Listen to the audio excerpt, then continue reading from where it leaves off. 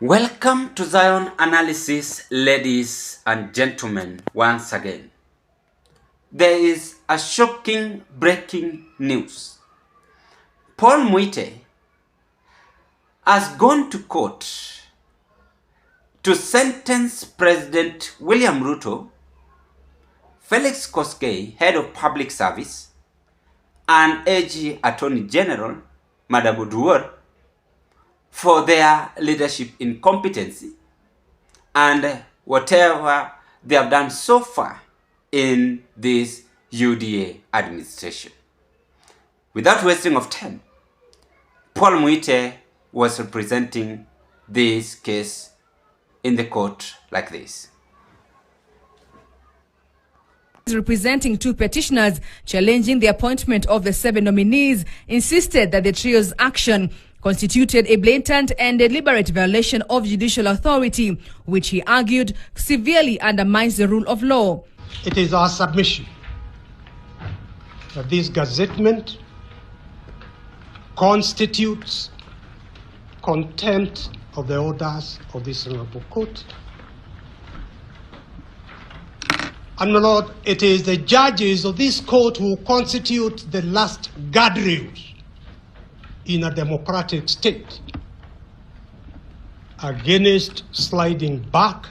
He emphasized that the Attorney General was present in court when the order was issued and argued that the AG's knowledge should be imputed to the President, making him equally culpable. Service on the Attorney General is service to the President of the Republic of Kenya.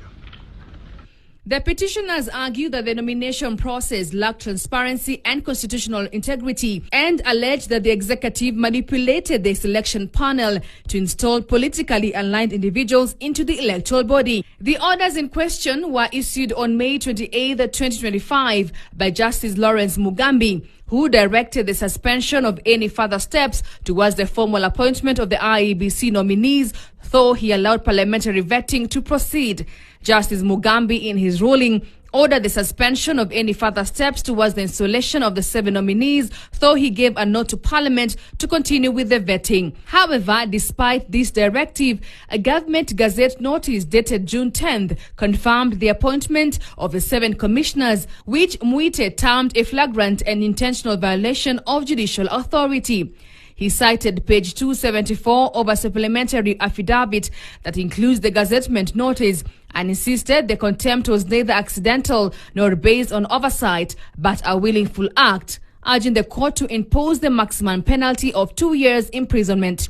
The petitioners Omondi and Mwangi want the appointment of the commissioners nullified and fresh nominations conducted in strict adherence to the Constitution.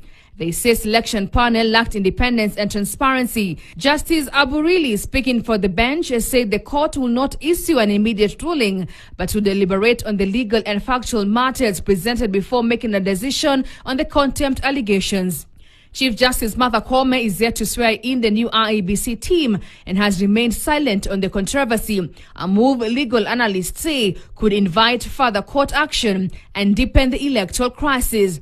The country has been without a fully constituted electoral commission since the retirement of Afula Chebukati's team in 2022, leaving a critical gap in the country's electoral infrastructure.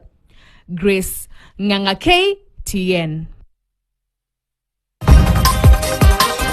Just ahead, Nakuru Shoka. You watch and listen to court case on William Ruto, Felix Koskei, and AG Oduor. But the question is, why is Mwite demanding sentence for the 3 people?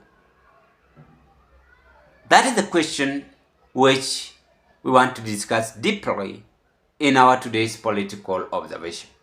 But before I carry on, pleasure to meet you once again, and thank you so much for your continued support in this broadcast, because if it was not your support, then this YouTube platform could have not reached where it is as of now. I want to say thank you and may God bless you. If you are watching me for the first time, having interest proceed with this kind of political discussion, I request you kindly do me a favor, take a 1 second, click that notification bell and subscribe to our YouTube channel. Like my video, share my video to your friends, family and relatives. Now, I'm going to be very much brief on this. Number 1, President Ruto.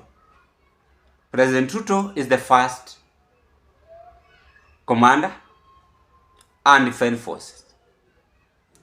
He's the one controlling the country and ensuring that justice is the shield and defender to each and every person in this country. It seems that he has failed as a leader, and that is why we are seeing all this chaos happening. He has failed and he never takes things serious. So that is why Paul Mwite preferred him to be sentenced 2 years jail. The second point, Felix Koskei, head of public service, is supporting corruption and is so arrogant, and he cannot listen to any voice apart from the current head of state voice or demand. So they are dragging us behind and no longer participating as a patriotic to this country. And that is why Paul Mwite have now seen that his leadership characteristics is not welcoming at all. He deserves to be sentenced 2 good years and not given any chance. The AG, Madam Oduor, though you are my sister, I'm shocked that you are now in this group. You are now facing the wrath because you hide corruption, you hide evil action, you hide several things in this government. You cannot protect innocent Kenyans. So Paul Mwite has called upon your arrest by saying you deserve arrest for 2 years sentence in jail. Not because he ate all of them. Not because Paul Mwite ate any person. Not really. It is because these people have failed to perform their duties. The only duties they can do is to pretend that they don't understand whatever is happening, but the real sense is that they understand it very well. So he has called upon his people and take this to court that they deserve to be sentenced. Do you think William Ruto is going to agree? In some countries, they arrest the president. But what about this country? I've never seen or heard any president arrested. When I will become the president in the Republic of Kenya, God willing, I will implement this law that any president who will be found with scandal case, murder case, must be arrested. I swear before God and I swear before you, ladies and gentlemen, I will draft that bill and take it to the parliament. Even if it is me, you must be arrested. And any person who will be found killing innocent Kenyans using live bullet must be arrested. Yes, let us not be heartless to our human being. God created us with our likeness, image, and love. Why are we destroying our own self-political future leaders? Why are we destroying our sons and daughters? As much as we are all sinners, but we must sometimes understand that leadership is all about accepting and moving on. Leadership is all about finding or coming up with a solution rather than small threat we are hearing.